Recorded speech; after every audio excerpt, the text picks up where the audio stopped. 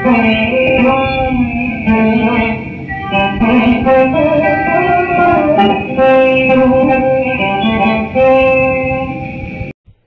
లోకంలో ఒక మర్యాద కనిపెట్టి ఉంటారు. ఒక భర్తకి భార్య అయిన తర్వాత ఆడది ముందేం అడుగుతుందంటే, ఏమంటే నాకు చంద్రహారాలు ఉంటే బాగుండంటుంది. భర్త కూడా ప్రీతితో చేయిస్తాడు. అంతేగాని మీ నాన్న చేయిస్తే బాగుండంటే వాడు దుర్మార్గుడు. వాళ్ళ నాన్న చేయించి నీ పిల్లనిచ్చింది ఎందుకు? ఇంకా చంద్రహారాలు చేయించాడు. ఏదో పలకసర్లు కూడా ఉంటే బాగుండు. నువ్వు నా ఇంటి లక్ష్మివో నువ్వు అడగాలి కానీ ఎందుకు రాదు, చేయించాడు పలకసర్లు. ఏమండి నాకు వడ్డానం ఉంటే బాగుంటుంది, చేయించాడు. మీరు గమనించండి, ఒక 50 ఏళ్ళు వచ్చిన తర్వాత ఇప్పుడు ఆ స్త్రీ అంటుంది, ఏమండి నా వడ్డాణం తీసి కోడలికి ఇచ్చేస్తానంటే, నువ్వు పెట్టుకోవా వడ్డాణం? ఇంకా నేను పెట్టుకోవడం ఏంటండి? ఇంట్లో కోడల వడ్డాణం పెట్టుకు తిరుగుతుంటే చాలదా? మీరు గమనించుంటారు, పెద్ద కుటుంబాల్లో ఒక లక్షణం ఉంటుంది. ఇది మా అమ్మగారు పెట్టుకున్న నగలని ఇంటికి కోడలు రాగానే ఆ నగలు ఆ కోడలకు అలంకారం చేస్తారు, పరంపరాగతంగా వెళ్ళిపోతాయి. ఒకప్పుడు తనవి అన్నవి తన కోడలికి ఇచ్చేసి కోడలు పెట్టుకుంటే సంతోషపడిపోతుంది. కన్న కడుపు కూతురికి కన్నా కోడలికి ఇస్తారండి. నిజమైన ప్రేమ ఉన్న అత్తగారైతే, అందరూ అటువంటి వారే. నా దృష్టిలో అయితే అటువంటి సంకుచితత్వం ఉన్న అత్తగారులు ఉన్నారని నేను అనుకోను. ఎవరో తెలియక అమాయకత్వంతో ఉంటే ఉండవచ్చు. కాబట్టి అమాయకత్వం తొలగిపోతుంది, అజ్ఞానం లోపల గాఢంగా ఉండిపోతే ప్రమాదంగా. కాబట్టి చూడండి, ఇప్పుడు అసలు ఆ తత్వంలోనే ఆ లక్షణం ఉంటుంది. అమ్మవారికి ఉన్నటువంటి లక్షణం కూడా ఏమిటంటే, మీరు ఇది చెప్తే చాలు, అమ్మ నేను ఈ గుణాలు నాలో ఉండడం వల్ల నేను చాలా బాధపడిపోతున్నానమ్మా, చాలా కష్టపడిపోతున్నానమ్మా అని మీరు నిజాయితీగా అమ్మవారితో చెప్తే చాలు. ఇది అమ్మవారు ఈ లోకానికి ఇచ్చినటువంటి గొప్ప కటాక్షం అండి. అదేమిట్రా నీ బుర్రా ఏమిటి ఆ ఉపన్యాసం చెప్పడం, కటాక్షం ఏమిటి ఇవన్నీ ఉండడం అంటారేమో మీరు. నేను మీకు ఒక ఉదాహరణ చెప్తాను. ఇది నేను తరచూ చెప్తూ ఉంటాను ఈ ఉదాహరణ. అదేం నా సొంతమేం కాదు, జగద్గురువులది. ఒకానొక రాజు యుద్ధం చేస్తున్నాడు యుద్ధభూమిలో. తనని నమ్మినటువంటి ఒక సైనికుడు పక్కన ఉన్నాడు. ఈ సైనికుడితో అన్నాడు, ఒరే ఇవాళ రాత్రి నువ్వు వచ్చి నన్ను కలు అన్నాడు. అంటే ఈ సైనికుడు అన్నాడు, నేను సామాన్య సిపాయిని, మీరు చక్రవర్తి. రాత్రి శిబిరం వేసుకున్నప్పుడు రేపటి యుద్ధ వ్యూహాలు రచించడానికి మంత్రులు, సామంతులు, సేనానులు బారులు తీరి ఉంటారు. అంగప్రదక్షిణానికి 2 గంటలకే వైకుంఠంలో నిలబడిపోయినట్టు. ఇంకా నేను మీ దగ్గరికి వచ్చి ఎలా మాట్లాడతానన్నాడు. అంటే రాజు అన్నాడు, బెంగ పెట్టుకో అని ఓ ఉంగరం ఒకటి తీసి ఇలా విసిరాడు. ఇది పట్టుకుని శిబిరం పక్కన తిరుగుతుండు, దర్శనం నీకు అయిపోతుంది అన్నాడు. ఆయన ఇలా చూసి అన్నాడు, ఉలిక్కిపడి, అయ్య బాబో ఇది శత్రురాజు ఉంగరం అన్నాడు. గప్ చెప్ అది పట్టుకు తిరుగు అన్నాడు. ఇప్పుడు దాన్ని జేబులో పెట్టేసుకున్నాడు. చీకటి పడింది, దర్శనాలకి టైం ఇచ్చారు, టోకెన్లు వేసి సేనాపతి, ఉపసేనాపతి వీళ్ళందరికీ రాత్రి 12, 12:30, 1:00, 2 ఇలా వీడి సిపాయి. వీడికి ఎవరిస్తారు? అప్పుడే రాజుగారు పలహారం చేసి కూర్చున్నారు. 8 అయింది. వీడి శిబిరం పక్కన అలా అలా అలా అలా తచ్చి ఆడుతున్నాడు. గభాలను వెళ్ళి పట్టుకున్నారు. అసలే యుద్ధభూమి, రాజుకి ఆపద వస్తున్నాను. జేబులు వెతికారు, శత్రురాజు ఉంగరం దొరికింది. అందరినీ ఆపేశారు. ముందు వీడిని రాజుగారి దగ్గరికి తీసుకెళ్ళండి, ఎవరు తీసుకెళ్తే వాడికి ప్రమోషన్. ముందు వీడిని గబగబా తీసుకెళ్లారు. మంత్రిని కూడా ఆపి, మహారాజా శత్రురాజు ఉంగరంతో తిరుగుతున్నాడు, పట్టుకొచ్చాం. ఆహా ఏదా ఉంగరం తీసుకున్నారు, మీరు బయటికి వెళ్ళండి. ఇంకే ఉంది, ఇలా చంద్రహాసం తీసి కొట్టేస్తాడు. మనం లోపలికి వెళ్ళి ఆ శరీరాన్ని తీసుకెళ్ళిపోవడం. ఇప్పుడు రాజు వాడితో 20 నిమిషాలు మాట్లాడి బయటికి పంపించారు. వాడు ముసి నవ్వులు నవ్వుతూ వెళ్ళిపోతాడు. ఏరా నేనేం చేయలేదా అన్నారు. గప్చి, మీకు అనవసరం, నాకు రాజుగారికి సంబంధించిన విషయం. ఇప్పుడు వాడు రాజుగారికి ఆంతరంగికుడైపోయాడు. దేనివల్ల అయ్యాడు మీరు చెప్పండి? శత్రురాజు ఉంగరం చేతిలో ఉంది, అది శత్రురాజు ఉంగరం అని వాడికి తెలిసింది. అదొక్కటే. అది మన రాజుగారి ఉంగరం అంటే లైన్లో నిల్చుని ఉండేవాడు. అది శత్రురాజు ఉంగరము అని వాడు తెలుసుకోగానే వాడు రాజుగారి శిబిరంలోకి వెళ్ళిపోయాడు. 3 గుణముల వలన లోపల నుంచి కలిగేటటువంటి కామక్రోధ లోభ మద మోహమాత్సర్యములు నా శత్రువులు అని మీరు గుర్తించి అమ్మవారిని ప్రార్థిస్తే చాలు.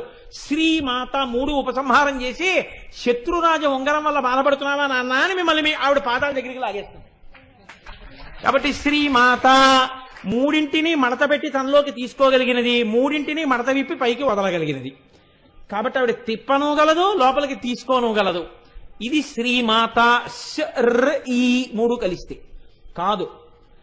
సత్వము, రజస్సు, తమస్సు గుణములు నిజంగా భగవంతుడికి ఉంటాయని కాదు, కానీ భగవంతుడు అటువంటి కర్తవ్యనిష్ట కలిగినప్పుడు బ్రహ్మగా, విష్ణువుగా, రుద్రుడిగా ప్రకాశిస్తాడు 3 రూపాలతో. కానీ 3 రూపాలతో ప్రకాశించేది ఒక్కడే.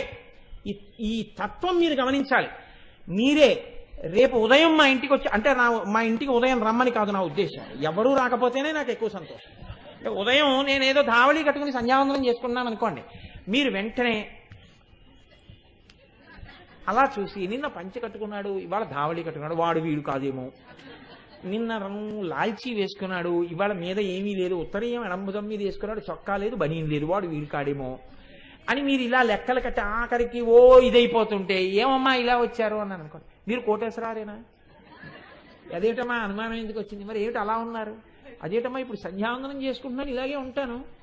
ఓహో, ఇంకా కాసేపు ఆగి 10:30కో ఎప్పుడో ఓవర్ బ్రిడ్జి మీద చూస్తే ప్యాంటు, చొక్కా, షూ వేసుకుని మోటార్ సైకిల్ మీద హెల్మెట్ ఇట్టుకు వెళ్ళిపోతుంటారు. అరేదే నిన్న పంచె కట్టుకున్నాడు, ఇదే ఇలా వెళ్ళిపోతున్నాడు వీడు అన్నారనుకోండి, అంతే. నేను అప్పుడు ఉద్యోగానికి పోతున్నాను, అలాగే ఉంటాను. మరి హెల్మెట్ ఎట్టుకు పోతూ ఉంటాను, పెట్టిన రూలు ఏం చేస్తాను, గుమ్మడికాయ నెత్తి మీద ఎటుకు పోవాలి, వెళ్ళిపోతూ ఉంటాను. వాడే పెట్రోల్ బంకులో పెట్రోల్ కొట్టించుకుంటున్నాడు అనుకోండి, అయ్యో ఇదేంటి లలితా సహస్రం చెప్పిన ఆయన పెట్రోల్ కొట్టించుకోవడం అని మీరు అనకూడదు. నేను పెట్రోల్ కొట్టించుకోను ఏంటి, నా బండికి కొట్టించుకుంటాను. నేనే రైతు బజార్లో కూరలు కొనుక్కుంటూ కనపడతాను, అప్పుడు నేను ఒక గృహస్థు. నేనే మళ్ళీ సాయంకాలం అయ్యేటప్పటికి పంచాలు ఆల్చి పెద్ద కుర్చీ, గోపాలకృష్ణ గారు మైక్లో పూజ్య గురువులు రావాలని పిలవడం, 2 దండలు, నేను మొదలు ప్రార్థనా శ్లోకాలు. ఇన్ని పాత్రలు వేసిన వాడు ఎవరు? నేనే. ఈశ్వరుడే 3 పాత్రలు వేస్తాడు, సృష్టికర్తగా బ్రహ్మ, స్థితికర్తగా విష్ణువు, లయకర్తగా రుద్రుడు. మీకు ఎందుకంత బెంగ? వాడే వీడు. అంతేకాని అదేంటే ఆఫీస్కి వెళ్తున్న కోటేశ్వరరావు చూసి చిచి దుర్మార్గుడా ఎంత సహ్యంగా ఉన్నారా, నీ ఇలా చూడలేకపోతున్నాను రా, నీ బతుకేచ్చా, ఏ పంచకట్టుకు తిరగలేవరా అన్నారనుకోండి, బాధపడేది నేను కాదేంటి, ఇదేంటి ఉద్యోగానికి వెళ్తూ మరి ప్యాంట్ వేసుకోనా అని బెంగ పెట్టుకు బాధపడేది నేనే. రేపు రాగానే ఇప్పుడు శుభ్రంగా ఉన్నావురా, ఎంత చక్కగా ఉన్నావురా, ఇలా పంచకట్టుకుని ఉండొచ్చు కదరా అన్నారనుకోండి, పొగిపోతానేంటి, ఇది ఎక్కడ కూడా వచ్చి పడింది రోజు. అప్పుడు బెంగే. సృష్టికర్తగా కీర్తన చేసి స్థితికర్తగా తిట్టి, స్థితికర్తగా కీర్తన చేసి లయకర్తగా తిట్టి, లయకర్తగా కీర్తన చేసి స్థితికర్తగా తిట్టినా మీరు చేసే తిట్లు నిందలు పడలేక నీ జ్ఞానం ఎప్పుడు వస్తుందిరా అని ఆయన ఏడుస్తాడు. కాబట్టి ఉన్నది ఎవరు? ఈ ముగ్గురు 3 కార్యములు నిర్వహించడానికి 3 రకములైన శక్తులనిచ్చిన అమ్మ ఎవరుందో ఆవిడ శ్రీమాత. ఆయన సృష్టికర్తగా సృష్టి చెయ్యగలుగుతున్నాడంటే శక్తి ఆవిడిచ్చింది. మీకు ఒక్కటే గుర్తండి, ఒక ఆవిడ చాలా జాగ్రత్తగా చక్కగా కత్తి పట్టుకుని ఆపరేషన్ చేసి కడుపులో విన్న పిల్లాన్ని బయటికి తీసేస్తాం.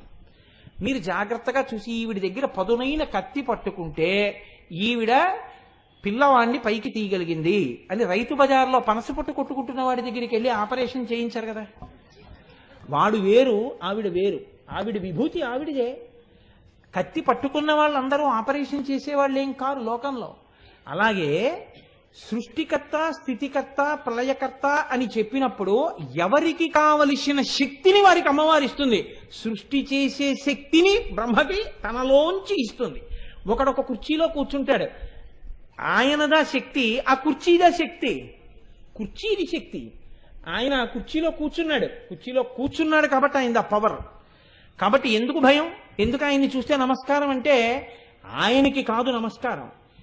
ఎవడైనా వెర్రేడు లోకంలో వాడికి నమస్కారం పెడుతున్నాడు, వాడిని పొగుడుతున్నాడు అనుకుంటే వాడికన్నా వెర్రేడు ప్రపంచంలో ఇంకోటి లేడు. వేదం అలా చెప్పలేదు. అధికారి యందు విష్ణువాంశని చూసి నమస్కరిస్తున్నాం. వ్యక్తిగా వాడికి ఏం నమస్కారం కాదు. వ్యక్తిగా వాడిలోని ఈశ్వరుడికి నమస్కారం. వాడు ఒక అధికార సింహాసనం మీద కూర్చుంటే అలా కూర్చునే యోగ్యత పరమాత్మ వాడికి విష్ణువాంశతో పరిపాలకత్వం ఇచ్చాడని నమస్కారం. విష్ణువాంశకి నమస్కారం తప్ప నీకు నమస్కారం లేదు. నీకుగా ఏ సన్మానం ఇవ్వం. నీకు విష్ణువాంశ ఉంది కాబట్టి సన్మానం చేస్తాం. నీకు విష్ణువాంశ ఉంది కాబట్టి నీకు ఆ గౌరవం ఇస్తాం. అలాగే వేదం చదివితే బ్రహ్మగారి అంశ ఉంది కాబట్టి గౌరవిస్తాం. అలాగే లయకారకత్వం రుద్రాంశగా గౌరవిస్తాం. కాబట్టి 3 శక్తులు ముగ్గురికి ఇస్తే ఆ 3 శక్తులకి 3 పేర్లతో వచ్చి కూర్చుంది ఆవిడ. ఆయనే కలెక్టర్ గారు, పన్నులు వసూలు చేస్తాడు కలెక్టర్. ఆయనే మెజిస్ట్రేట్, ఒక చోటుకి వెళ్ళి కూర్చున్నప్పుడు ఆయన మెజిస్ట్రేట్ గా ఉంటాడు ఒక హాల్లో. ఒక్క ఆయన ఎందే ఇన్ని రకాల శక్తులు ఎలా ఉంటాయి అంటే ఇన్ని శక్తులు ఆయన యందు అధికారముగా ఉన్నాయి. ఆయన్ని కలెక్టర్గా తీసేసి ఎక్కడో సెక్రటరీగా ట్రాన్స్ఫర్ చేశారు. ఇప్పుడు ఆయనకి ఈ శక్తులన్నీ మెజిస్ట్రేట్గా ఉంటాయా? ఉండవు. ఆయనకి అక్కడ శక్తులు వస్తాయి. ఎలా వచ్చాయి? కూర్చునే కుర్చీని బట్టి వచ్చాయి. బ్రహ్మకి బ్రహ్మశక్తి, విష్ణువుకి విష్ణుశక్తి, శివుడికి శివశక్తి ఎక్కడి నుంచి వచ్చాయి?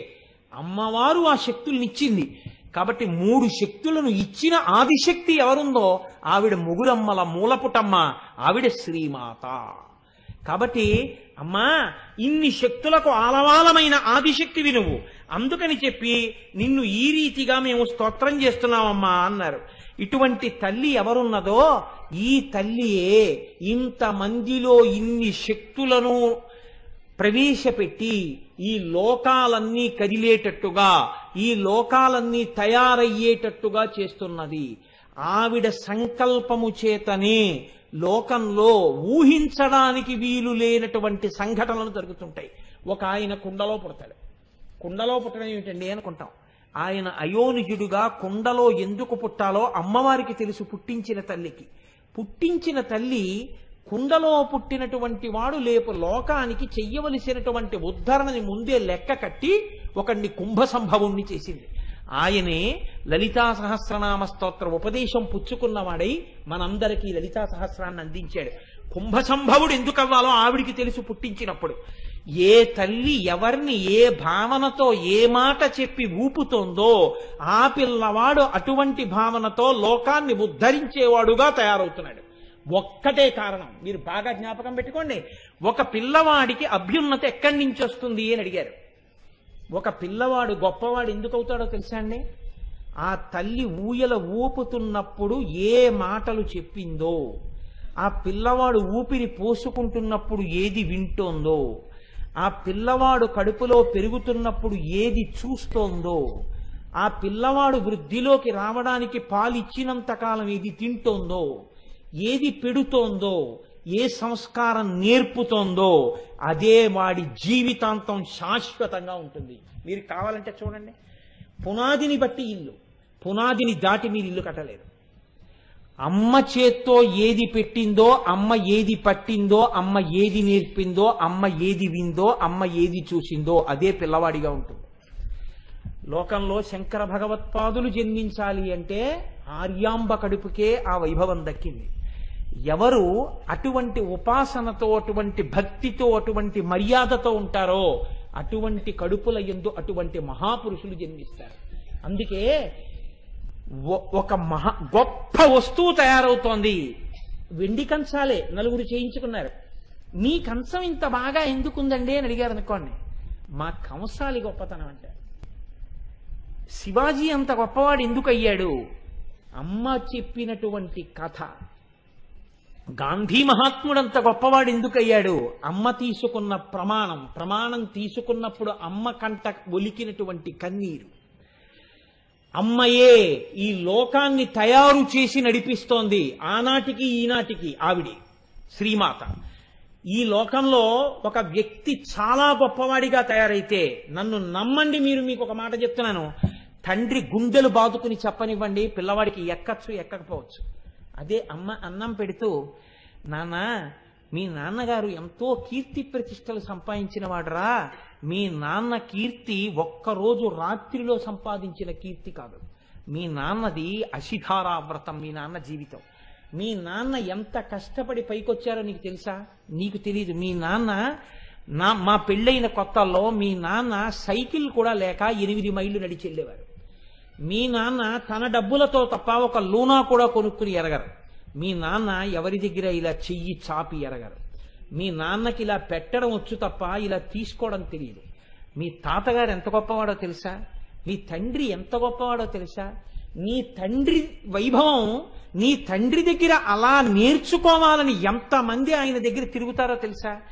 ఆయన పెట్టిన భిక్ష అని ఎంతమంది ఆయన ఫోటోలు పెట్టుకుని ఉద్యోగాలు చేసుకుంటున్నారో తెలుసా? అంత కష్టపడి చదివి పైకొచ్చి మీ నాన్నగారు ఇవాళ ఐఏఎస్ అయ్యారా.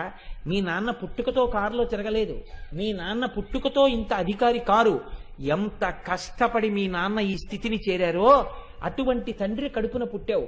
ఇవాళ మీ తండ్రి వైభవానికి టీవీ చూస్తూ కూర్చుంటే పనికిరాని వాడివైపోతే, మీ తండ్రి తల దించుకుంటే నువ్వు ఎందుకు పనికొస్తావు చెప్పు? మీ నాన్నలా నువ్వు కష్టపడి చదవాలి. మీ నాన్న ఎప్పుడు సంతోషిస్తారంటే పుత్రాది చేత్ పరాజయం. నీవు చేసినంత గొప్ప పని మీ తండ్రి చెయ్యలేకపోయానని ఓడిపోయిన నాడు మీ తండ్రికి సంతోషం.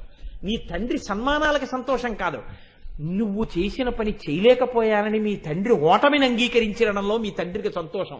అందుకే సుబ్రహ్మణ్యుడు చెప్పినంతగా ప్రణవానికి అర్థం చెప్పలేకపోయాననుకున్నట్ట శివుడు.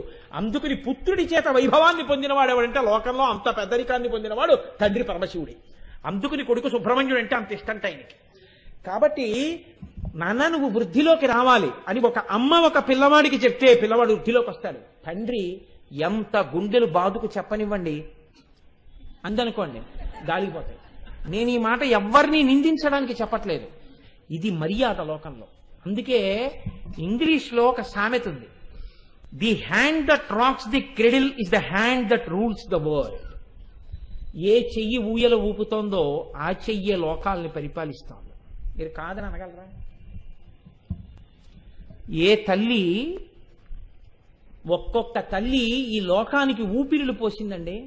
సర్దార్ భగత్ సింగ్ తల్లి కొన ఊపిరితో ఉండగా మంచం మీద పడి ఉంటే ఒక పెంకుటింట్లో ఎవ్వరూ చూసేవాళ్ళు లేకపోతే ఆయన్ని పోలీసులు పట్టుకునేటటువంటి రోజుల్లో పరిగెత్తుకుంటూ ఇంటికొచ్చి, అమ్మా నీకు ప్రాణోత్క్రమణం అయిపోయే రోజులు దగ్గరికి వచ్చేస్తున్నాయి, నేను వెళ్ళనమ్మా స్వాతంత్ర సంగ్రామానికి, అమ్మా నీ సేవ చేసుకుంటానమ్మా అంటే ఆ తల్లి కొడుకుని చూసింది, ఛీ దుర్మార్గుడా, నీలాంటి కొడుకుని కన్నందుకు ఇప్పుడే చచ్చిపోతే బాగుండనుకుంటున్నానంది.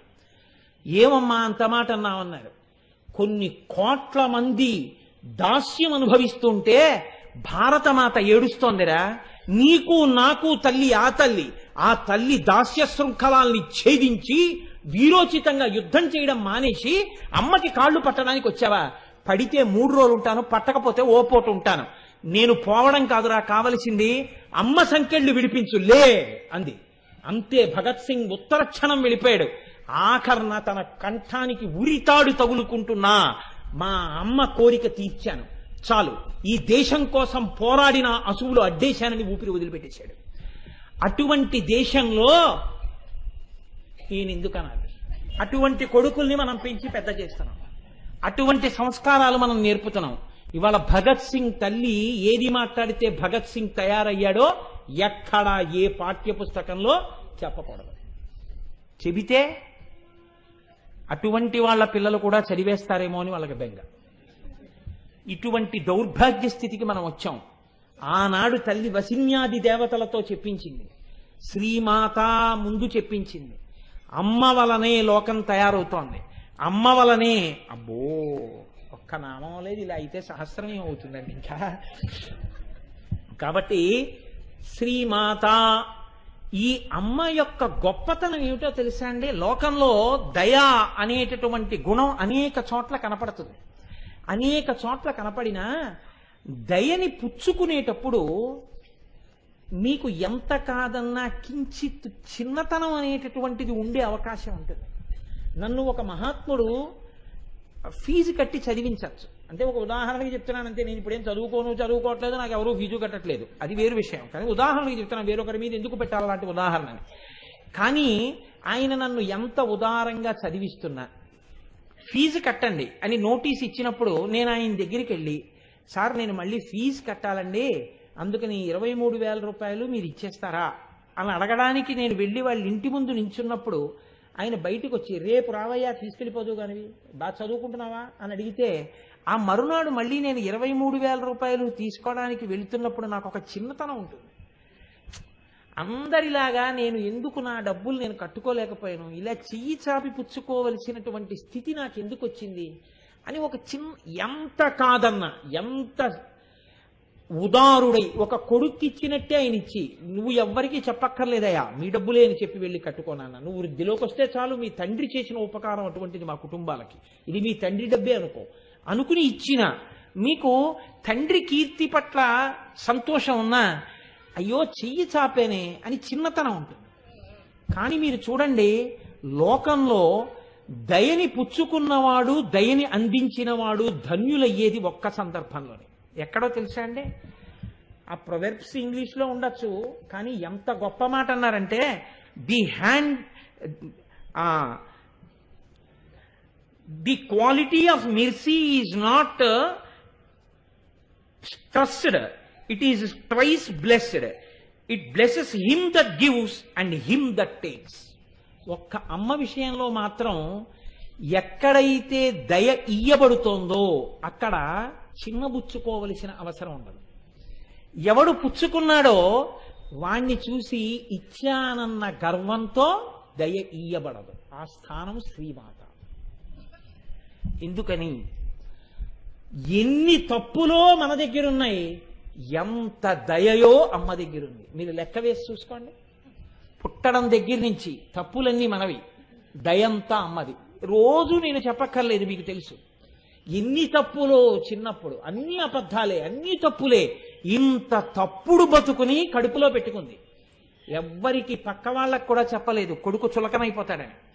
ఇంత కడుపులో పెట్టుకుని కొడుకు వృద్ధిలోకి రావాలని నా పట్ల దయని చూపించి అన్నం పెట్టిన అమ్మ, తండ్రి కొట్టేసి వీడికి అన్నం పెట్టకు అని తలుపేసేస్తే, నాన్నగారు నిద్రపోయిన తర్వాత తలుపు తీసి నన్ను తీసుకొచ్చి బింకంతో అన్నం తిననని కూర్చుంటే, తను కళ్ళనీళ్లు పెట్టుకుని దయతో నాకు అన్నం పెట్టిన అమ్మ నాలో పరివర్తనని తీసుకొచ్చింది, నన్ను మార్చింది, నేను వృద్ధిలోకి వచ్చేటట్టుగా చేసింది. ఆ ఇచ్చిన ప్రకటించిన దయ వలన ఆవిడికి తరిగిపోలేదు. ఆ దయని పుచ్చుకున్న నేను కుమిలిపోవలసిన అవసరం లేదు.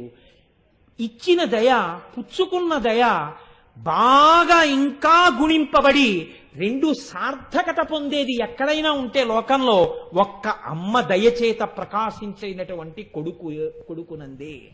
అమ్మ దయ అర్థమైతే నువ్వు ఎప్పటికీ తప్పుడు కొడుకువి కాలేవు. అందుకే పోతన గారు ఒక్క తీర్పు చెప్పారు, చేతులారంగ శివుని పూజింపడేని, నోరు నొవ్వంగ హరికీర్తి నుడువడేని, దయయు సత్యంబులునుగా తలపడేని, కలుగనీటికి తల్లుల కడుపు చేటు. కాబట్టి లోకంలో అమ్మకే ఇంత మర్యాద ఉంటే, ఇన్ని లోకాలను కన్న అమ్మ ఆ శ్రీమాత ఎంత గొప్పదయ్యి ఉండాలి అని, అంత గొప్ప అమ్మ గురించి, అమ్మ యొక్క దయా విశేషం గురించి మనకి లోకంలో ఆ లలితా సహస్రనామంలో వసిన్యాది దేవతలు ఆ అమ్మ వైభవాన్ని కీర్తనం చేస్తారు. అయితే చాలా ఆశ్చర్యకరమైన విషయం ఏమిటంటే, ఇంత పెంచి పెద్ద చేసినటువంటి అమ్మకి నమస్కారం చేయకపోతే పీడాపోయేది. అంత గొప్ప అమ్మ వైభవం చెప్తుంటే ఆవలింత రావడానికే సిగ్గుపడాలి మనం. ఆ ఆవలింత 100 మందికి వినబడేటట్టు ఆవలించిన వాడు సభలో ఏమనుకోవాలి? అటువంటి వాణ్ణి కూడా క్షమించగలిగిన శ్రీమాత అమ్మవారని అమ్మవారి గురించి పెద్దలంటారు. అంతటి వైభవం ఉన్న తల్లి శ్రీమాత. అటువంటి తల్లి యొక్క వైభవం వసిన్యాది దేవతలు కీర్తనం చేశారు. కాబట్టి ఇవాళ నేను ఆ శ్రీమాత అన్న నామాన్ని మాత్రమే వ్యాఖ్యానం చేయగలిగాను. కానీ ఎన్ని చేశామన్నది కాదు. ఏకశబ్ద సమ్యజ్ఞాత సృష్ట ప్రయుక్త స్వర్గే లోకే కామదుర్భవతి. ఒక్క పరవశంతో ఒక్క మాట చెప్పుకున్నా చాలు. కాబట్టి ఇంకా నేను దాని గురించి ఏదో చెప్పాలనుకున్నా ఇక ఇక్కడతో శ్రీమాతా నామాన్ని పూర్తి చేసినట్టుగానే భావింపబడుగాక. నిన్నటి రోజు భాస్కర రాయల వారి యొక్క జీవితం గురించి మీకు 4 మాటలు విజ్ఞాపన చేస్తూ, వారి జీవితంలోనే అత్యద్భుతమైనటువంటి ఘట్టం మహాచతుషష్టి కోటి యోగిని గణసేవిత. గణసేవిత అన్న నామానికి సాక్షాత్తుగా ఆ యోగిని దేవతలందరూ ఆకాశంలో ప్రత్యక్షమై వారి గురించి వారు చెప్పుకున్నటువంటి సందర్భం గురించి మీకు విజ్ఞాపన చేసి ఉన్నాను. మొట్టమొదటి నామం అయినటువంటి శ్రీమాత అన్న నామం గురించి 4 మాటలు మీతో నేను పలికి ఉన్నాను. శ్రీమాత అన్న దాని గురించి విపులంగా కొంతవరకు నిన్న చెప్పి ఉన్నమాట వాస్తవమే. ఒక విషయాన్ని మీరు ఆలోచించండి. ఉపనిషత్తు ఒక మాట అంటుంది, యతో వా ఇమాని భూతాని జాయంతి.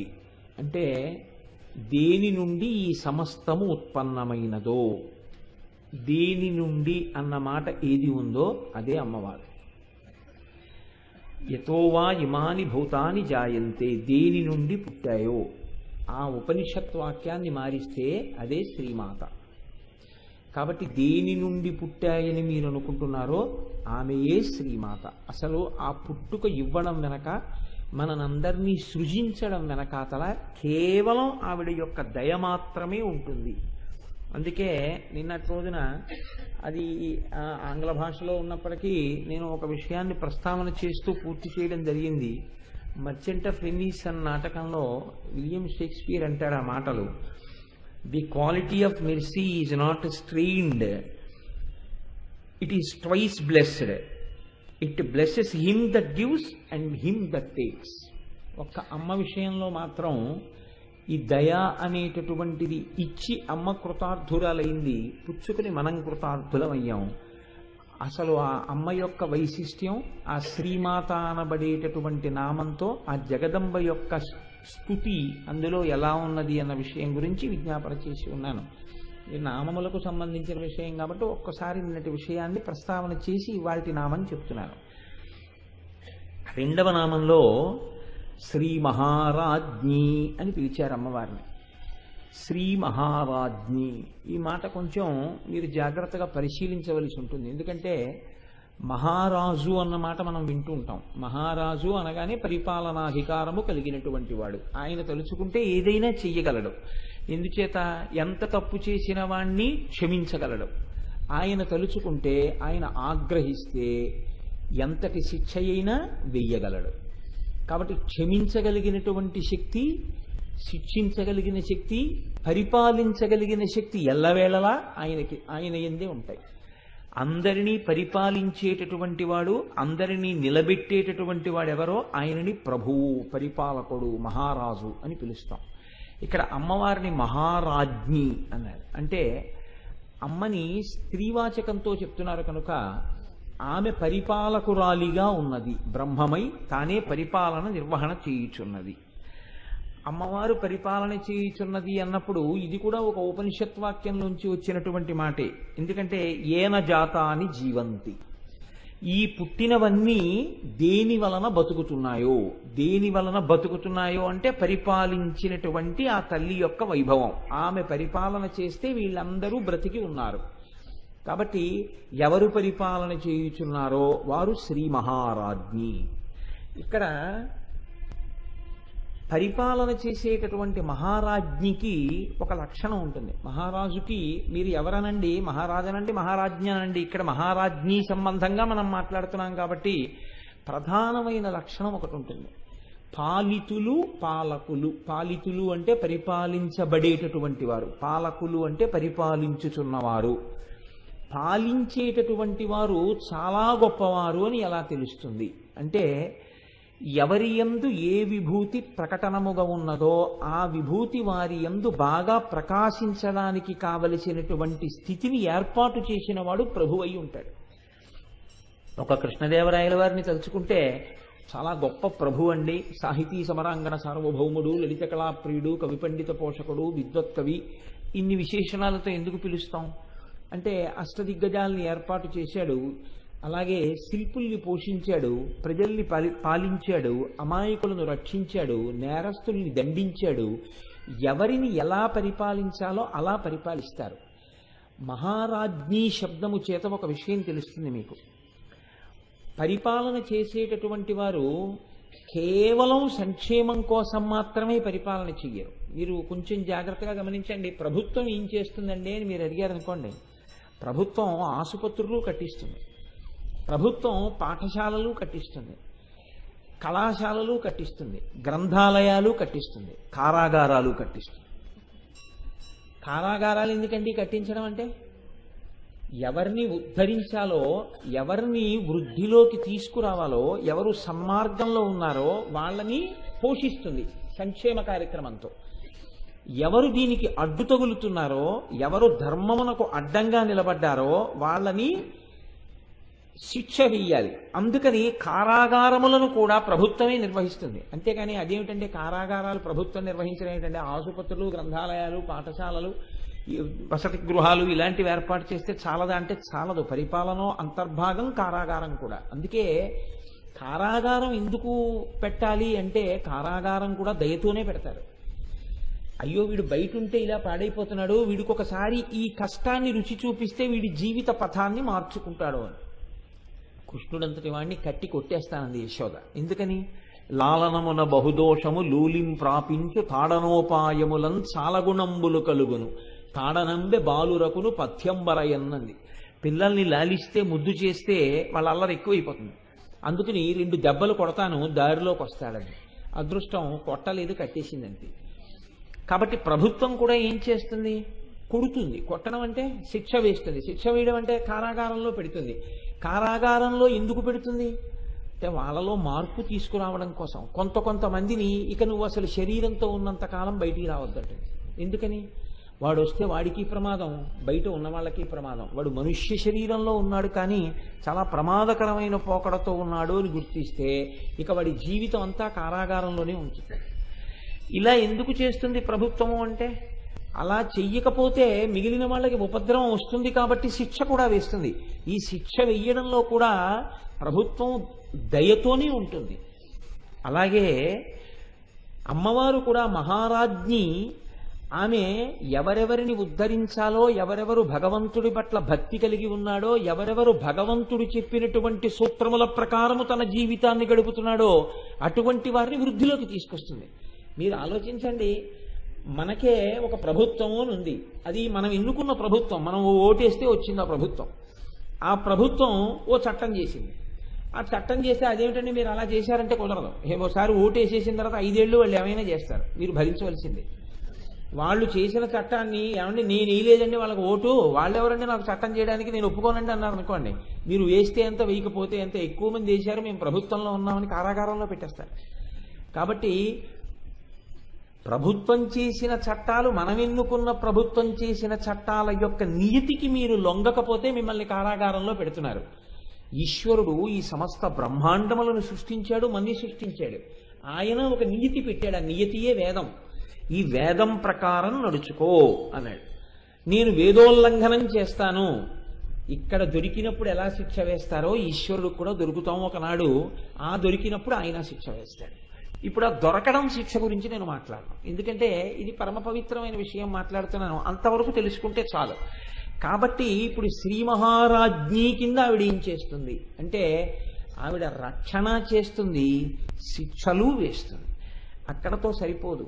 మహారాజ్ఞి అన్న మాట చేత వేదాన్ని అనుసరించి జీవించేటటువంటి భక్తులైన వాళ్ళు, భగవంతుని పట్ల విశేషమైనటువంటి భక్తి తత్పరత కలిగినటువంటి వాళ్ళు, సామాన్యమైన స్థాయిలో ఉన్నటువంటి వాళ్ళ దగ్గర నుంచి ఎవరికి ఏ కోర్కె కోరుకున్నా ఆ కోర్కెలను తీర్చగలిగినటువంటి సమస్త శక్తులు తనయందే ఉన్నటువంటి తల్లి కనుక మహారాజ్ఞి శబ్దము అన్వయమైనప్పుడు ఆ తల్లికున్న మరొక పేరు కామకోటి. కంచి కామకోటి పీఠం, కంచి కామకోటి పీఠం అంటుంటాం. కామకోటి అంటే ఏమిటో తెలుసా అండి? కామము అంటే కోరిక. ఇప్పుడు నేనున్నాను, నేను ఇవాళ ఈ వేదిక మీదకి వస్తున్నప్పుడు ఎందుకు వస్తున్నాను ఈ వేదిక మీదకి? నా జీవితంలో లలితా సహస్రనామ స్తోత్రంలో 4 నామాల గురించి చెప్పుకుని నేను కొన్ని రోజుల పాటు నా జీవితంలో కొన్ని గంటలు ధన్యత పొందాలి అని ఇక్కడికి వస్తున్నాను. ఇప్పుడు నాకు ఒక కోరిక ఉందా లేదా? అది ఉత్తమమైన కోరిక, ఇంకో కోరిక పక్కన పెట్టండి. ఒక కోరిక ఉంది. ఇప్పుడు ఈ కోరిక ఉన్నప్పుడు ఈ కోరిక నాకు తీరాలి. లలితా సహస్రనామ స్తోత్రం గురించి 4 మాటలు చెప్పుకోగలిగినటువంటి శక్తి నా నుండి ప్రకటనమగుగాక.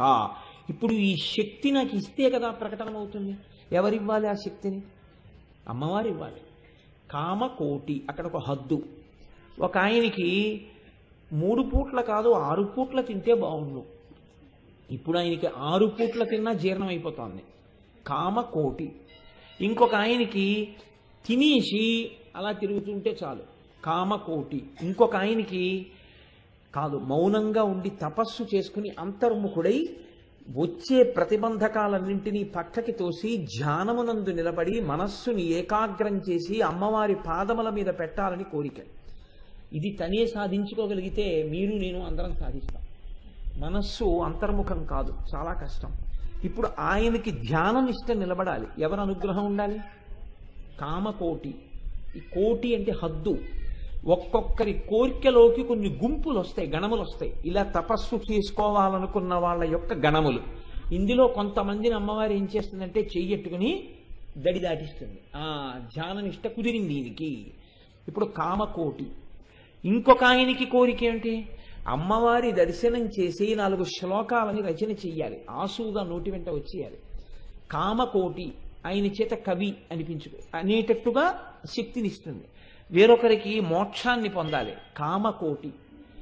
కోటి అంటే హద్దు. మీరు ఏ చిన్న కోరిక కోరినా ఆ చిన్న కోరిక దగ్గర నుంచి మోక్షమనబడేటటువంటి స్థితి వరకు ఎన్ని హద్దులున్నాయో ఇన్ని హద్దులను దాటించి ఏ హద్దులలో ఉన్న వాళ్ళకి ఆ హద్దుల్లో ఆ స్థాయిల్ని బట్టి ఆయా కోర్కెలను తీర్చగలిగినటువంటి సమస్త శక్తులు కేంద్రీకృతమైనటువంటి అమ్మ పరిపాలకురాలిగా కూర్చుని వీటిని మీకు అనుగ్రహిస్తే ఆమె శ్రీ మహారాజ్ఞి. ఇప్పుడు లోకంలో ఎవరికైనా కోరిక తీరింది, ఏమిటి అదృష్టం? అమ్మవారి అనుగ్రహాన్ని పొందాడు. మీరు సంకల్పం చేయడం తేలికండి. ఇదే నేను తరచు మాట్లాడుతుంటాను. సుందరకాండలో సీతమ్మ అంటుంది, కచ్చిత్ పురుషకారంచ దైవంచ ప్రతిపద్యతే అని అడుగుతుంది. రాముడు తన ప్రయత్నం తాను చేస్తూ దైవాన్ని మర్చిపోలేదు కదా అంటుంది. చాలా మంది దగ్గర వచ్చేటటువంటి పెద్ద ఇబ్బంది ఎక్కడ ఉంటుందంటే, తమకి ఉన్నటువంటి వనరులను దృష్టిలో పెట్టుకుని ఈ పని నేను చేసేస్తాను అంటాడు. ఈ పని అయిపోతుందండి, నేను నాకవ్వకపోవడం ఏమిటి అంటాడు. అప్పుడు అమ్మవారు ఏమంటుందంటే, ఓ ఇవన్నీ నీకు ఉన్నాయని కదా అయిపోతుంది అంటున్నావు, ఇవన్నీ ఉండి కూడా ఎందుకు అవ్వదో కూడా నేను చూపిస్తానని ఒకసారి చూపిస్తే ఇప్పుడు ఏమంటాడంటే, కచ్చిత్ పురుషకారంచ దైవంచ అంటే నా సంకల్పం వల్ల అవదు, ఇంకొక కంటికి కనపడని అద్వితీయ శక్తి ఒకటి ఉంది, ఆవిడ అనుగ్రహం కూడా కలిసి రావాలి, కలిసి వస్తే నడుస్తుంది తప్ప లేకపోతే నడవదు అంటాడు. ఇప్పుడు ఇది ఇలా నిలబడడం వెనకాతల అమ్మవారి అనుగ్రహం తోడయిందా? ఆ కోటి దాటుతూ ఉంటాడు, కామకోటి దాటుతూ ఉంటాడు. దాటి చిట్ట చివరికి ఏ స్థితి కడతాడు? ఆవిడే తానవుతాడు. అదే మోక్షం అంటే. మోక్షం అంటే తనని తాను గుర్తిరిగి స్వస్వరూపముతో నిలబడిపోవడమే, ఆత్మస్వరూపంగా. అది కనపడకుండా ఒక తెర అడ్డుపడుతోంది, ఆ తెర ఎవరు తీయాలంటే అమ్మవారే తీయాలి. తీసేస్తే తన నిజస్వరూపం తనకి తెలిసిపోతుంది. అలా తెలిసిపోయిన నాడు తాను నిజస్వరూపంతో జ్ఞానిగా ఆత్మస్వరూపిగా తాను ఇక్కడే మోక్షాన్ని పొందడానికి కావలసినటువంటి స్థితిని, ఆ జ్ఞానాన్ని, ఆ శక్తిని ఎవరి వలన కృప చేయబడుతుంది అంటే అమ్మవారి వలన కృప చేయబడుతుంది. కాబట్టి ఆవిడ శ్రీ మహారాజ్ఞి. అందుకే లోకంలో మీరు గమనించి ఉంటారు, ఏది జరగనివ్వండి, తెల్లవారకట్ట ఉపాసన దగ్గర నుంచి అన్ని అమ్మతనంతో ముడిపడిపోయి ఉంటాయి. మీరు చూడండి, లోకంలో మనకి తెలియకుండానే ఒక నానుడి వాడుతూ ఉంటాం. ఏమండి ఈ మధ్య మీరు చాలా తక్కువ తింటున్నారు ఏమిటి అని అడిగారు అనుకోండి, ఏమిటోనండి షుగర్ వచ్చిందంటారు. షుగర్ అంటే ఏమైందండి, ఎందుకు తినకూడదు షుగర్ వస్తే అన్నారు అనుకోండి, ఇప్పుడు నా ప్యాంక్రియాస్ ఇన్సులిన్ రిలీజ్ చేయట్లేదండి అంటారు. మరి ఇన్నాళ్ళు ప్యాంక్రియాస్ ఇన్సులిన్ ఎందుకు రిలీజ్ చేసింది అంటే, ఇన్నాళ్ళు నువ్వు ఎంత తిన్నా అది జీర్ణమై రక్తంలో కలవడానికి కావలసినంత ఇన్సులిన్ లోపల ఉన్నటువంటి ప్యాంక్రియాస్ చేత విడుదల చేయించిన కంటికి కనపడని శక్తి ఇవాళ నువ్విక అంత తినవద్దు అని శాసనం చేసింది. అదే వైద్యో నారాయణో హరిహి. డాక్టర్ గారు అంటారు, మీరు అన్నం ఎక్కువ తినకండి, ఇన్నాళ్ళు అన్నంలో కూర కలుపుకున్నారు, ఇప్పుడు కూరలో అన్నం కలుపుకోండి అంటారు. కాబట్టి ఇప్పుడు ఏమైంది? అందుకే ఏమండి మీరు ఈ మధ్య గుళ్ళోకి రావట్లేదేమండి అన్నారు అనుకోండి, మోకాళ్ళలో శక్తి తగ్గిపోయిందండి అంటారు, శక్తి క్షీణించింది అంటారు. ఏమండి ఈ మధ్య మీరు ఎక్కువగా పూర్వం తిరుగుతుండేవారు, ఇప్పుడు ఎక్కడ తిరగట్లేదేమి అంటే, పూర్వంలా శక్తి ఎక్కడ ఉందండి, ఇప్పుడు శక్తి క్షీణించిపోయిందంటే. దేని గురించి మీరు మాట్లాడండి, ఆ శక్తి తగ్గిపోయిందంటారు. మీరు లోకంలో ఒక మాట వినుంటారు, మనకి తెలిసి తెలియక కూడా అదే మాట్లాడుతుంటాం మనం, పవర్ పోయిందంటాం. పవర్ పోయిందంటే చూడండి, ఇన్ని ఉంటాయి, ఇన్ని లైట్లు ఉంటాయి, మైకులు ఉంటాయి, ఫ్యాన్లు ఉంటాయి, ఇన్ని ఉంటాయి. పవర్ పోయిందనుకోండి, ఈ మైకు వినపడేటట్టు చేయదు, ఆ లైటు వెలగదు, ఆ ఫ్యాను తిరగదు. నేను ఇక్కడే ఉంటాను చెప్తూనే ఉంటాను, మీకు ఏమిటి ప్రయోజనం? అటు వాళ్ళకి వినపడదు. అంటే కంటికి కనపడని పవర్ ఒకటి ఉంది. ఆ పవర్ ఏం చేస్తోందంటే, శక్తి ఏం చేస్తోందంటే నా భావనని వాక్కులుగా మార్చేస్తోంది. ఈ వాక్కులు నా చేత పలికేటట్టు చేసి ఒక క్రమంలో వచ్చేటట్టుగా, అవతల వారికి అర్థం అవ్వాలి కాబట్టి ఒక క్రమంలో వచ్చేటట్టు, ఒక ఆలోచన ఇంకో ఆలోచన చేత విసిరివేయబడకుండా రక్షణ చేస్తూ ఒక క్రమంలో వాక్కులనిస్తోంది. ఆ వాక్కులు పైకి వచ్చేటప్పుడు ఉచ్చారణ యందు దోషం లేకుండా కాపాడుతోంది. ఇది చక్కగా మీ అందరూ కూర్చుని అత్యంత శ్రద్ధాళువులై వినేటట్టుగా మీ మనస్సుని అక్కడ నిలబడేటట్టు చేస్తోంది. ఈ చెవులతో మీరు వింటున్నప్పుడు నాలో ఉన్న భావము మీలో ఉన్న భావముగా మారిపోతుంది. చివరికి సభాభ్య సభాపతిభ్యశ్చవో నమో నమో, సభాపతి భావమే సభ యొక్క భావముగా మారిపోతుంది. దీనికి అంతటికి వెనక ఏదుంది? శక్తియే ఉంది. ఆవిడ పరిపాలిస్తోంది సభనంతటిని. కాబట్టి శ్రీ మహారాజ్ఞి మీరు ఆ కోణంలో చూడడం మీకు అలవాటవ్వాలి తప్ప ప్రతి క్షణం మీకు ఆవిడ పరిపాలన కనపడుతూనే ఉంటుంది. ప్రతి క్షణం. ఇది శ్రీ మహారాజ్ఞీ తత్వం అయితే ఆవిడ లోకాన్నంతటినీ కూడా కాపాడుతోంది. మనం జరుగుతున్న ఒక విషయాన్ని కనిపెట్టి ఇలా జరుగుతోందంటాం తప్ప ఇలా జరగడానికి హేతువుని మాట్లాడిన వాడు ఋషి, జరుగుతున్న దాన్ని చెప్పినవాడు విజ్ఞాన శాస్త్రవేత్త. వాళ్ళిద్దరి మధ్య ఏమీ అభిప్రాయ భేదం కానీ వాళ్ళిద్దరి మధ్య తగువు కానీ ఏమి ఉండవు. పరిణతి పొందినటువంటి విజ్ఞాన శాస్త్రవేత్త ఋషికి నమస్కారం చేస్తాడు.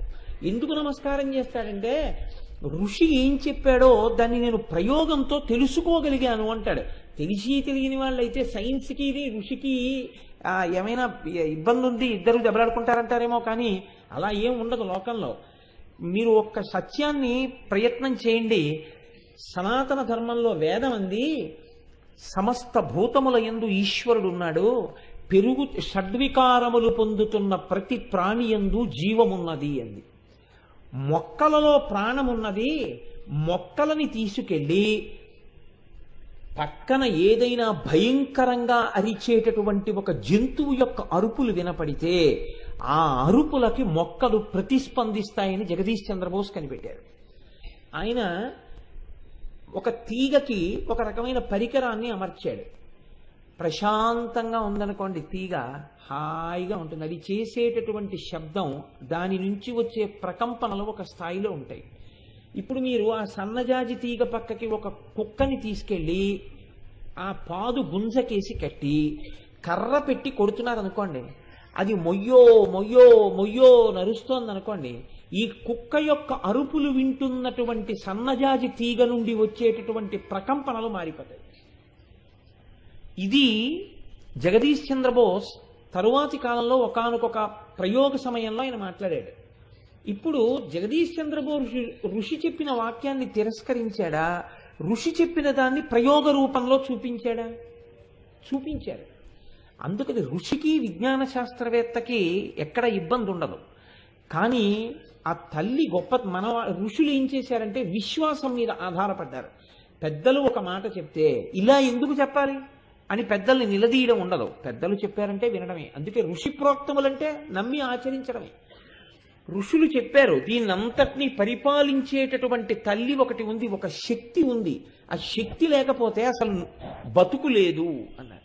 శక్తి ఉంటే ఏమిటి? మీరు ఎప్పుడు గమనించవలసినటువంటి రహస్యం ఒకటి ఉంటుంది తత్వంలో. శక్తి అన్న మాట నేను ఎప్పుడు వాడినా, నేను కాదు, ఎప్పుడు ఎవరు వాడినా మీరు ఒకటి జ్ఞాపకం పెట్టుకోండి, అది కదులుతోందని గుర్తు. కదలలేదు అనుకోండి, అది శక్తి కాదు. నేను ఒక ఉదాహరణకి, నేనేం అంత పెద్ద ధ్యానం చేస్తానని కాదు, చేయగలిగిన శక్తి ఉందని కాదు. నేను ధ్యానం చేసుకుంటున్నాను అనుకోండి, నేను అంతర్ముఖుడనై ఉన్నాను. నేను అంతర్ముఖుడనై ఉండగా ఏదో ఒక ముఖ్యమైన ఫోన్ వచ్చింది. ఈయనకి ఇద్దాం ఫోన్ అని మా ఆవిడ కార్డ్లెస్ పట్టుకుని వచ్చి నా పక్కన నిలబడింది. నాకు తెలియదు అది వచ్చినట్లు కానీ, తలుపు తీసినట్టు కానీ తెలియక నేను ధ్యానంలో ఉన్నాను. అది నన్ను ఇలా ముట్టుకుంది, నాకు తెలియలేదు. అంటే చర్మం తెలుసుకోదా? స్పర్శ లేదా చర్మానికి? ఉంది. కానీ చర్మానికి ఉన్నటువంటి స్పర్శని ఎవరు అందుకోవట్లేదు? మనసు అందుకోవట్లేదు. ఎందుకు అందుకోవట్లేదు? మనసు ఇక్కడ విడిపోయింది. మరి ఇక్కడ విడిపోతే దేన్ని పట్టుకుంది? లోపల ఇంకొక దాన్ని పట్టుకుంది. ఈ కంటికి ఏది కనపడదో ఆ కన్ను మూసేసి లోపల కన్ను తెరిచింది. భూమధ్యంలో ఉండేటటువంటి జ్ఞాననేత్రాన్ని తెరిచి నేను ఏది చూడాలనుకుంటున్నానో దాన్ని చూస్తోంది. ఆ అమ్మవారి పాదములను గట్టిగా పట్టుకుని ఉన్న కారణం చేత చర్మమునకు నా భార్య చేతి స్పర్శ తగిలినా లోపల మనస్సు ప్రతిస్పందించలేదు. ఎవరో నిన్ను తాకారు అని చెప్పలేదు. ఎందుకని దీనితో దానికి సంబంధం విడిపోయింది, దీనితో దానికి సంబంధం ఏర్పడింది. ఇప్పుడు గట్టిగా కొట్టింది అనుకోండి, ఇలాగా దానితో విడి దీనిలోకి వస్తుంది. వచ్చినప్పుడు కోపం వస్తుంది. మీరు గమనించారో లేదో, మామూలుగా మీరు ఉన్నారనుకోండి, ఇలా అంటే ఏమండే అంటాం. లోపలి వస్తువుని పట్టుకునే ప్రయత్నంలో మీరుండగా మీ ధ్యానం భంగం చేశారనుకోండి, మీ ఆగ్రహానికి గురవుతారు. కళ్ళు తెరిచి బుద్ధుందా లేదా, ఫోన్ అయితే ఎందుకు అలాగా, మళ్ళీ ఎంత సమయం పడుతుందో తెలుసా అంతర్ముఖుడిని అవడానికి, ఎందుకు అలా కలుపుతావు అంటాం. అంటే తనంత తాను విడిపడాలి మళ్ళీ.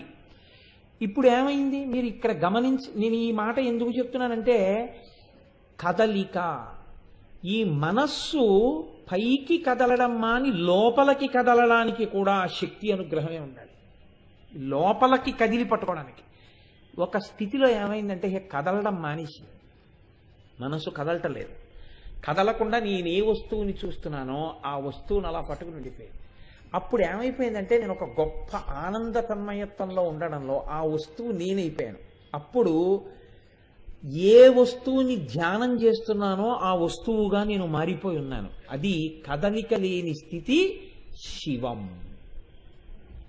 ఇప్పుడు సరోవరమునందు తరంగములు లేవు, నిశ్చలంగా ఉంది. శరీరం అలా కూర్చునుంది, లోపల చాలా నిశ్చలంగా ఉన్నాడు. ఏ కదలిక లేవు, ఇంద్రియాల అలజడి లేదు, మనస్సు యొక్క అలజడి లేదు, ఏమీ లేదు, నిశ్శబ్దంగా ఉంది. ఇలా ఉండేటప్పటికే ఆనందం అక్కడ ఉంది. అందుకని అంతర్ముఖుడయ్యాడు. ఆ ఆనందాబ్దిలో ఓలలాడుతూ అలా ఉండిపోయి ఉన్నాడు. కొంతసేపు అయ్యాక బహిర్ముఖుడయ్యాడు. బహిర్ముఖుడు అవగానే మళ్ళీ దుఃఖం ప్రారంభం. ఇంద్రియాలు మనసు పనిచేయడం మొదలుపెట్టి బయటికి తిరిగితే మళ్ళీ కదలికలు వచ్చేస్తాయి. అందుకని శక్తి అంటే కదలిక, కదులుతోంది. ఈ కదలిక లేదనుకోండి ఆగిపోయిందనమాట వ్యాపారం. ఇది ఈశ్వరపరంగా ఆగిపోయిందనుకోండి శివం అయ్యాడు. బాహ్యంలో కదలిక లాగాయనుకోండి, బ్రహ్మాండ పరంగా కదలిక ఆగిపోయిందనుకోండి ఉపద్రవం వచ్చేసిందని గుర్తు. అంటే మీకు నేను ఇంకొంచెం బాగా వివరణ చేయాలి అంటే ఒక్క మాట చెప్తాను. భూమి తిరగడం మానేసింది అనుకోండి. భూమి ఉందండి, ఇప్పుడు ఎలా ఉందో అలా భూమి తిరగడం మీరు చూశారా? నిజంగా చెప్పండి నాకు. నేను చూశానా, మీరు చూశారా భూమి తిరగడం? మనం చూడక్కర్లేదు, కానీ భూమి తిరుగుతోంది. ఈ తిరుగుతున్న భూమి తిరగడం ఆపేసింది అనుకోండి, తిరగలేదు. మీరు నేను తోసామండి భూమిని ఎప్పుడన్నా తిరగమని, లేకపోతే కాళ్ళెట్టి లాగామా? మనం ఏం చేయలేదు, తిరుగుతోంది అంతే. ఆగిపోయింది అనుకోండి తిరగడం. ఆగిపోతే ఏమవుతుంది? భూమి ఇలా తన చుట్టూ తాను తిరుగుతోంది కాబట్టి, ఇది నిజానికి సూర్యుడికి ఉదయం లేదు అస్తమయం లేదు, సూర్యుడు ఇలాగే ఉంటాడు. భూమి ఇలా సూర్యుడి చుట్టూ తిరుగుతూ ఇలా సూర్యుడికి ఎదురొచ్చింది అనుకోండి పగలు, భూమి కదలడం ఆగిపోయి ఇలా ఉండిపోయింది అనుకోండి, ఇలా తిరగట్లేదు, ఇలా ఉండిపోయింది. ఉండిపోతే ఇటువైపు వాళ్ళకి ఎప్పుడూ పగలదు, ఇటువైపు వాళ్ళకి ఎప్పుడూ రాత్రి, ఇటువైపు వాళ్ళకి నీరు ఉండదు, ఇటువైపు వాళ్ళకి నీరు ఎక్కువైపోతుంది, ఇటువైపు వాళ్ళకి అసలు చల్లతనం అంటే తెలియదు, ఇటువైపు వాళ్ళకి వేడంటే తెలియదు. ఇటు చల్లతనం ఇటు వేడి ఎక్కువైపోయి ఈ భూమి ఎప్పుడో బద్దలైపోతుంది. ఈ భూమి తిరుగుతోంది కాబట్టి పగలు చీకటైతే మీరు నిద్రపోతున్నారు, చీకట్లు పగటైతే మీ ఇంద్రియాలు లేచి మళ్ళీ లోకాన్ని అనుభవిస్తున్నారు. ఈ భూమిని ఎవరు తిప్పుతున్నారు? మీకు లోకంలో ఏది తిరిగిందన్నా it presupposes the existence of power. ఈ ఫ్యాన్ తిరుగుతోంది, కరెంట్ ఉంది, మైక్ పనిచేస్తోంది, కరెంట్ ఉంది, భూమి తిరుగుతోంది, శక్తి ఉంది కదండి. ఇప్పుడు గాలి వీస్తోంది, గాలి కదులుతోంది, కదిలితే కదా గాలి మీ దగ్గరికి వస్తుంది. నీరు ప్రవహిస్తోంది, గడ్డి పెరుగుతోంది, విత్తనంలోంచి అంకురం వస్తోంది.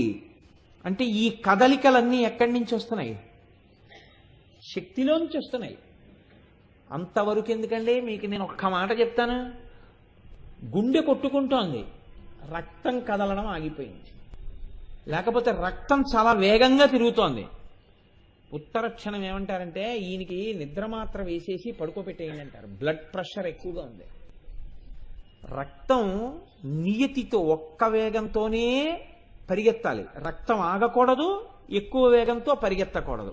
ఇది గమనించిన వాళ్ళే ఏమన్నారంటే వడిబాయక తిరిగే ప్రాణబంధుడా అన్నమాచార్య. వడి అంటే వేగం, ఆ వేగాన్ని మించకూడదు. మీరు డాక్టర్ గారి దగ్గరికి వెళ్తే చేతికి ఒక బట్ట లాంటిది కట్టి ఇలా గొట్టం నొక్కుతూ ఇలా ఇలా చూస్తారు. 120/80 ఉందనుకోండి అంటారు. కొంచెం ఏమైనా తేడాగా ఉందనుకోండి